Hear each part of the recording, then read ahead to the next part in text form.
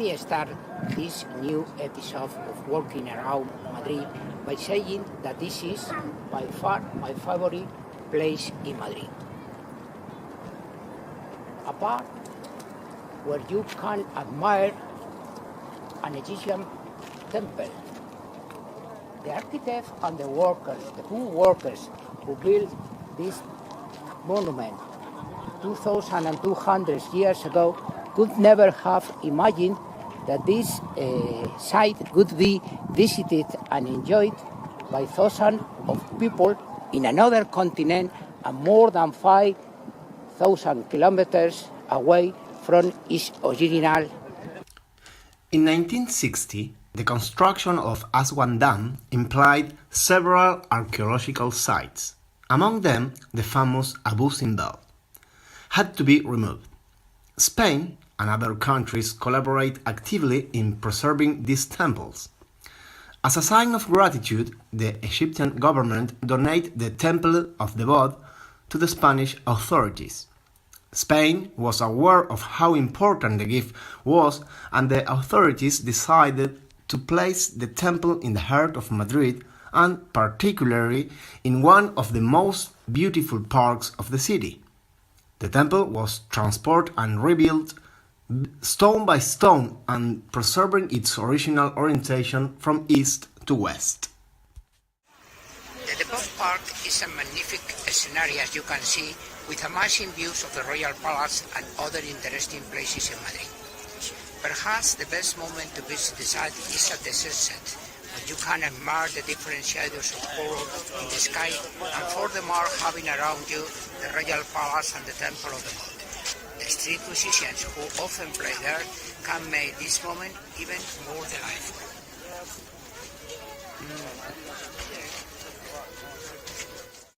However, this park has a sad story as well.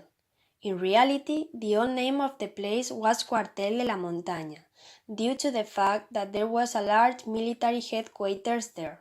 In July 1936, a military coup took place in Spain. Some provinces remained loyal to the Republic, among them Madrid. Nevertheless, some military forces and members of some political parties joined the troops that there were in the Cuartel de la Montaña, because they knew that the headquarters officers strongly supported the coup. From the very beginning, the headquarters was completely surrounded by the Republican forces, which started to bomb it. The troops inside the headquarters knew that the situation was desperate. Furthermore, there were very young soldiers who were merely doing their military service there, and they wanted to surrender as soon as possible and in this way save their lives. After several hours of cruel fight, a white flag was shown by some soldiers inside the headquarters.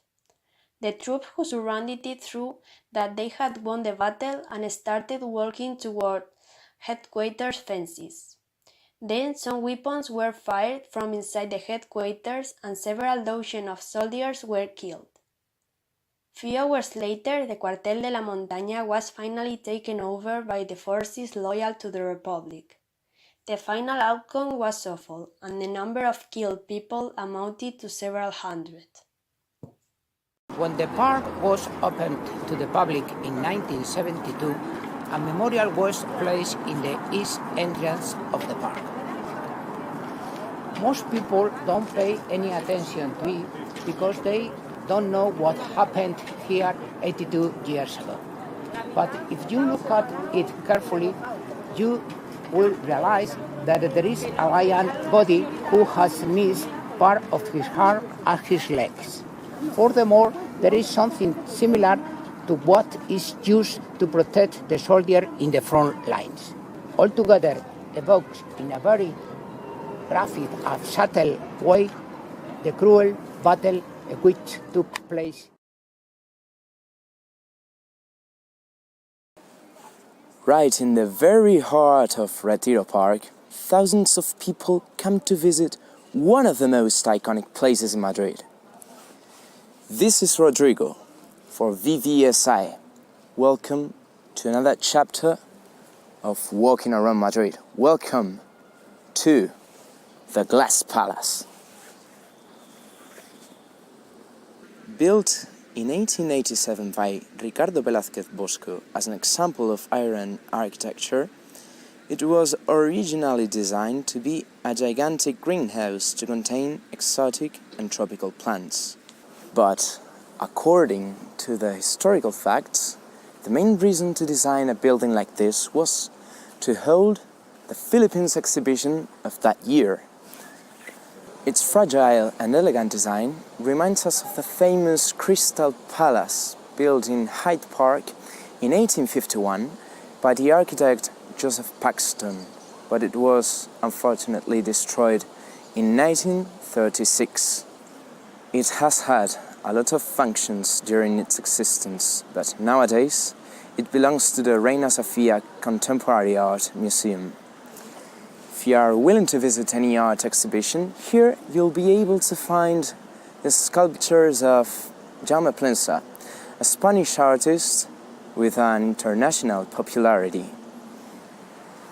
This has also been the scenery for other international artists, such as Doris Salcedo, Andy Goldsworthy, or Soledad Sevilla. We would have loved to get inside, but the doors are closed, so I guess we have to say goodbye. See you in another chapter of Walking Around Madrid.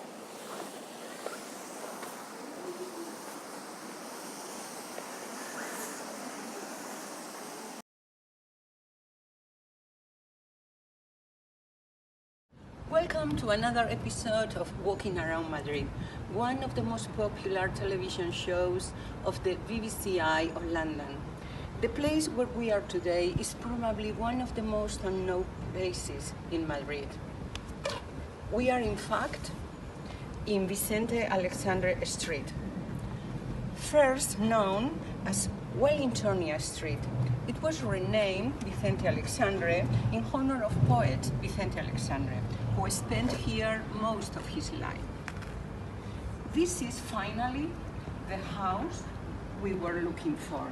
Vicente Alexandre was a poet of Spanish generation 27 and Nobel Prize in Literature in 1977. In this house, Vicente Alexandre wrote most of his poems and welcomed the most important Spanish poets, writers and intellectuals of the 20th century, Federico García Lorca amongst others. This house is a symbol of the history of Spanish poetry. It is known as Wellingtonia House because the poet changed the original Wellingtonia, W-L-L-I-N-G, into Wellingtonia, V-L-I-N. In 1997, for the first time after 23 years of silence and abandonment, the house was opened again to poetry in an intimate tribute to the poet. From then on, every year in June, the Association of Friends of Vicente Alexandre opens Wellingtonia to honor some of the poets who used to visit Alexandre. Currently, Wellingtonia is for sale, and if that happens, it can be totally destroyed and our country and the rest of the world would lose a precious cultural heritage forever. Let us hope that recent inauguration of Vicente Alexandre metro station in the vicinity of the house might be able to contribute to solving this lamentable situation.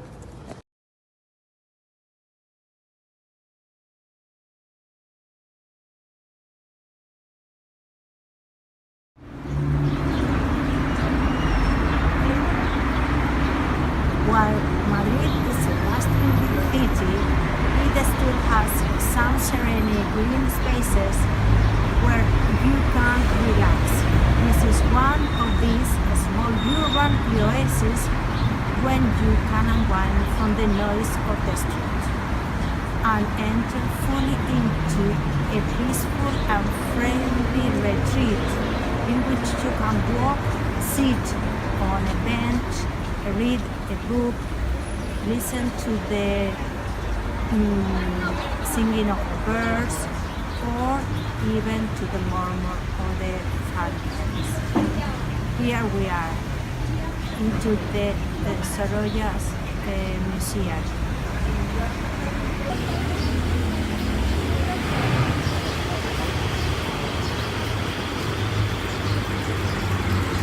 Joaquin Sorolla, called the Painter of Light, was born in Valencia and died in Cercerilla.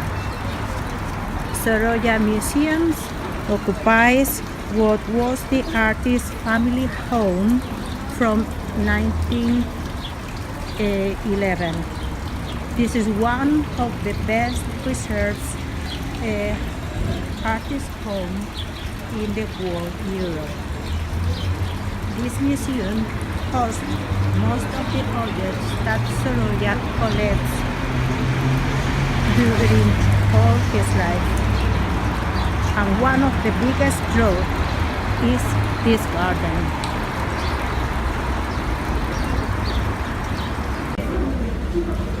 This is the first garden inspired by the Troy Garden in the Alcázar of Seville.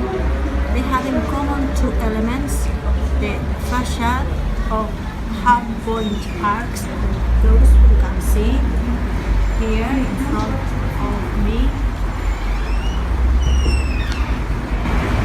They are supported by 4 columns, and the second element of this first garden is the old marble fountain in the middle. All this first garden is arranged around this old marble fountain, surrounded by rose bushes. The second garden, inspired by the Generalife Gardens of the Alhambra, in the courtyard of the Acequia. It was the last to be planted. Longitudinal Riyadh, a narrow cone framed by jet fountains, with a little cone at the end. The source of low marble path with 3 cherubs, surrounded by geraniums, boxwood, and this charming garden with that special light and color and falling water is a real relaxation for the senses, as you can feel. And here, in the second garden, we can see this marvelous statue that represents a togado, a Roman togado. And now the third garden. The third garden has 2 main elements: the pergola, Italian influence, on the right hand, and the reflecting pool, Andalusian influence, on the left hand side.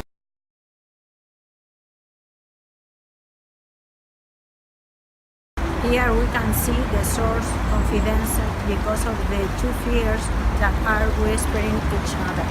And the second element is this pergola with wooden beams and 6 columns where Sorolla's family used to sit under.